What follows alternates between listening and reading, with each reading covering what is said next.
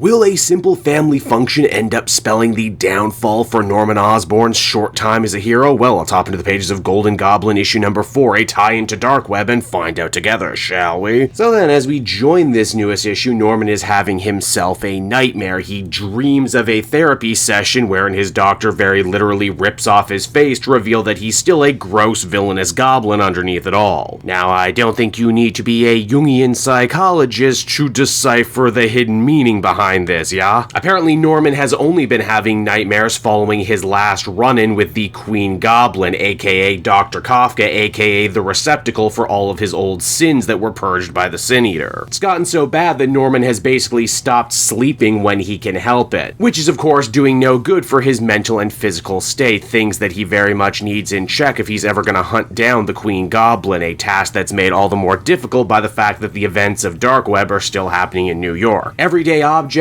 are getting possessed by demons, and Norman has to keep stopping his chase for Kafka every couple minutes to lend a hand. Though perhaps deep down in his heart of hearts, he doesn't really want to find Kafka right away because he knows when he does, he's going to have to make a really difficult choice. The Queen Goblin will never stop until she manages to reunite Norman with his sins, making him the Green Goblin all over again. Norman could kill the Queen Goblin and make it so the sins died along with her, but that would really only be just falling back on old villainous behavior. Besides, Kafka didn't ask for any of this to happen to her, and she certainly doesn't deserve to die, but die she might end up doing anyway, as Norman says there's a good chance that those sins are probably killing her the longer that she stays in Queen Goblin form. So one way or another, come hell or high water, it looks like Norman is going to have a reckoning with his sins, and just to further complicate things, today happens to be Normie Osborn's birthday. And despite the fact that there's literally hell on earth happening in New York right now, Norman has vowed to move heaven and earth and spend any amount of money he needs to make sure that his grandkid has a happy birthday. Liz Allen, Normie's mother, isn't sure if now is the right time, but Norman has probably the line of the issue when he says, "Look, Liz, if we stopped our lives every time there was a major comic event going on, we'd never get anything done." Honestly, I read this as a real metatextual line. I get the strong feeling when Christopher Cantwell signed on to this 5-part miniseries, he didn't know that 2 issues would be tie-ins. Now, the former Green Goblin isn't exactly the life of the party. He's so tortured and sleep-deprived he actually blows up in the face of a Spider-Man party performer thinking that he was the real Spider-Man. But believe it or not, that's not the most awkward moment at this child's birthday party. You see, Normie actually asks Osborn about his father, Harry, and if he would have been proud of him. It's here Norman is once again quite literally tortured by the ghosts of his past. The specter of Harry says, "Yeah, Dad, tell him exactly what you thought of me, that I was weak, that I was a loser, that you always needed to save me, that you're secretly happy that I'm dead because I won't complicate your life any further." Obviously, Norman is trying to turn over a new leaf, so he tries to tell Normie what he thinks he wants to hear, that his dad loves him, that he would be proud of him, and that he really misses his son. Normie, though, in the way that only young children can do, ends up accidentally going for the jugular on Norman by saying that if you really did love your son, and if you did have such a good relationship with him, then why did you hurt him so much when he was alive? A question that really Norman has been struggling to answer since this series began, and he just can't do it. All he can try and do, though, is maybe go for a nap and hope his head will be clearer when he wakes up. Unfortunately, though, the hits just keep on coming as Norman's building is attacked at that very moment by the brand new Jack-o'-lantern he had defeated a few issues previously. Jack has come seeking revenge and hungry for Osborn blood, but the Gold Goblin is going to be having absolutely none of this. You attacked me at home, you attacked me near my family, and well, if I gotta kill you, I'll just kill you. Naturally, Norman gets the upper hand in this fight right away. However, when he's about to deal the final blow, he just cannot help but see Harry in this brand new Jack-o'-lantern, a young man clearly confused, angry, lashing out, desperately in need of help. And for once in his life, Norman decides to do the opposite of what he would normally do in this situation and actually sit and listen to this guy. As we learn, this new Jack-o'-lantern's name is not actually Jack, but Owen. He was a promising med student once upon a time, but he just couldn't hack it with the pressure of the medical world and ended up washing out. He then turned to a life of supercrime to support himself, partly because he always kind of respected Norman Osborn. He was a rich guy, a guy who got away with everything and got whatever he wanted. Obviously, Norman is pretty heartbroken that even now his legacy continues to do so much damage, not just within his own family, but outside of it too. However, this time Norman swears that it's gonna be different. He may not be able to erase his past sins, but he may be able to atone for them by actually trying to do something something for this guy now. And you know what? This more positive outlook actually ends up having some results almost right away as Owen apologizes to Normie for ruining his birthday party. And so that was Gold Goblin issue number 3, everybody. Yet another Dark Web tie-in that succeeds mainly by ignoring everything that's going on in Dark Web and doing its own thing. I am once again genuinely amazed by what Christopher Cantwell manages to pull off in this story. By all right, none of this should work, not just because it's a tie-in to an event story that's not that good, but also because making us sympathize with someone like Norman Osborn is a task that I also thought was completely impossible, and yet, Cantwell truly does manage to create some sympathy for the devil in this one. Norman is a man forever trying to outrun his sins, trying to forget them both literally and figuratively, when in reality what he should be doing is running towards his sins. The only way out is through, as they say. It's actually a pretty mature, pretty nuanced look at recovery and redemption. Norman is haunted by the ghosts of his past, by his old mistakes, and he probably will be forever. I also particularly love the use of Normie and Owen in this narrative. It's Norman having to come to terms with the idea that does he want to change for himself, or is he trying to change for the betterment of those around him so they don't follow him down the same path like Harry did. Honestly, it kind of does my head in right now that there's a Norman Osborn book that deals with more character growth and the theme of responsibility than the actual mainline Spider-Man book is at the moment. In fact, the more I think about this issue and this series in general, the more I like it. I give it another very strong 8 out of 10.